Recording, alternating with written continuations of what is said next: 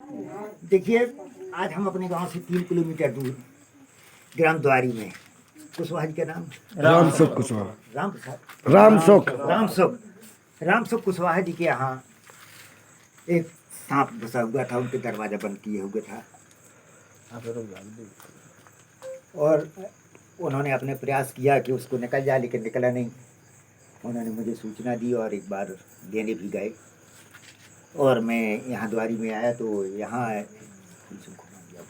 तो ये सब है, इतने लोग यहाँ पे इंतजार कर रहे थे कि एक खतरनाक जीव हमारे घर के अंदर दरवाजे पे बैठा हुआ है सामने वाले का, और जिसके घर का सभी लोग संकेत थे कि हमारा यहाँ से निकलना बंद हो जाएगा और जब तक ये पकड़ा नहीं जाता तब तक हम परेशान हैं।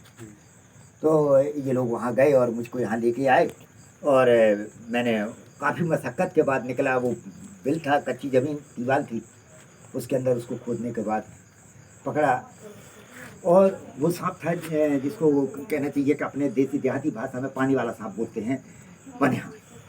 लेकिन इसकी सबसे बड़ी विशेषता है कि जो हमने रिस्क लिया है, काला एक बार काटने में चूक जाता है और ये काटने में नहीं चूकता।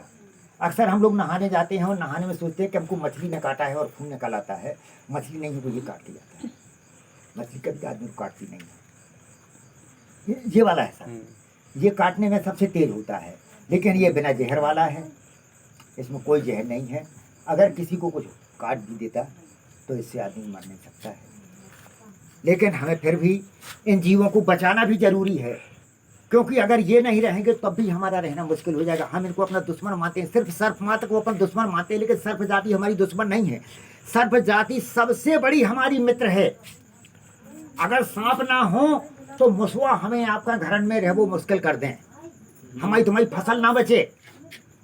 एक के लाने एक दबारो है, इसलिए प्रकृति में सर्पों का होना जरूरी है। अगर हम सब जने दुश्मन मान के और हर सर्प को मारेंगे, चाहे वो जहर वाला हो चाहे बिना जहर वाला हो, हर सर्प को मारेंगे तो धीरे धीरे वो जात खत्म हो जाएगी।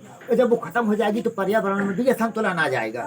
क्योंकि बराबर अपन जब बाजार में जाते हैं तो 70 1 किलो मांगते हैं, तो 70 और उसका किलो का पड़ला जब बराबर होगा तभी लेंगे, अगर ऊपर नीचे होगा तो नहीं लेंगे। तो प्रकृति में हर चीज़ बराबर मात्रा में होना चाहिए। अगर कोई चीज़ घट जाएगी तो प्रकृति का संतुलन बिगड़ जाएगा। तो जब संतुलन बिगड़ेगा तो संतुलन बिगड़ने से क्या होता है, उसकी सारी परेशानियाँ जनता पे आती हैं। और एक जो बात हमारी आपके मन में भ्रांति है कि वो चाहे काला सर्प हो, अगर हम उसको छेड़ देते हैं या मार देते हैं, वो हमें सपने में आता है, वो रात में आता है, वो हमसे बदला लेता है। सबसे बड़ी बात एक सोचने की है, सर्प को दिमाग नहीं है। सर्प के पास 2 चीज़ों की मुख्य कमी है, उसके पास दिमाग की और दूध पचाने की शक्ति नहीं है। हम आप कहते हैं सर्प घर में निकला, उसको दूध रख दो, वो दूध पी के चला जाएगा। नहीं, वो दूध पी के नहीं चला जाता। आपने जिस कमरे में वो सर्प था, उस कमरे में अगर दूध रख दिया तो वो दूध को देख के भाग जाता है। दूध पिलाने से सर्प मर जाता है।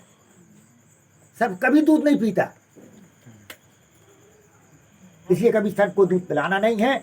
और हमें सांपों को बचाना है और बेटियों को बचाना है और बेटियों को पढ़ाना है। वाह, बहुत